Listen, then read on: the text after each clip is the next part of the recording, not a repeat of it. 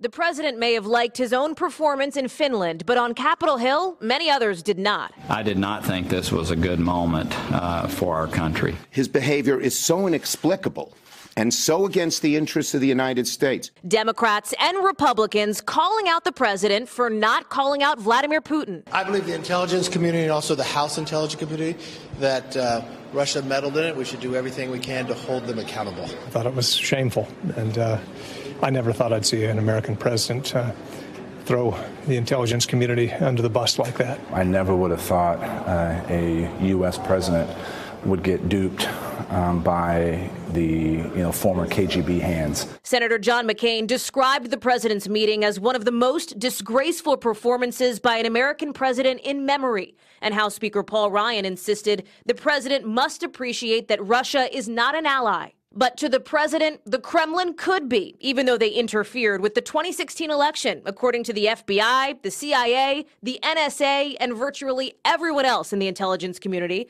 That includes the president's own top advisors. Everybody who has looked at the classified information says there's no doubt the Russians tried to affect the election. This was an aggressive action taken by the senior leadership inside of Russia. They're trying to undermine Western democracy. President Trump seeming to give their words the same weight as the Kremlin's. They said they think it's Russia. I have President Putin.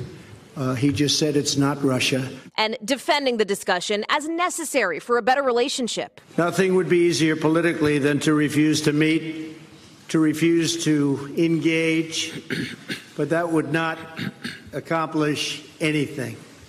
As president, I cannot make decisions on foreign policy in a futile effort to appease partisan critics. In this case, when it comes to Putin, the president's taking a pass. He certainly treated him with kid gloves compared to the way he's treated our allies, and he gave up an opportunity to confront Russia on the nefarious activities that they've engaged in that threaten U.S. interests.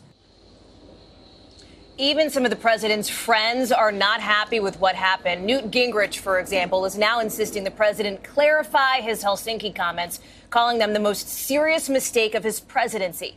As for Republicans on Capitol Hill, Lester, they may be speaking strongly now, but it remains to be seen if and how they'll back up their words with action. Hey, NBC News fans, thanks for checking out our YouTube channel. Subscribe by clicking on that button down here and click on any of the videos over here to watch the latest interviews, show highlights, and digital exclusives.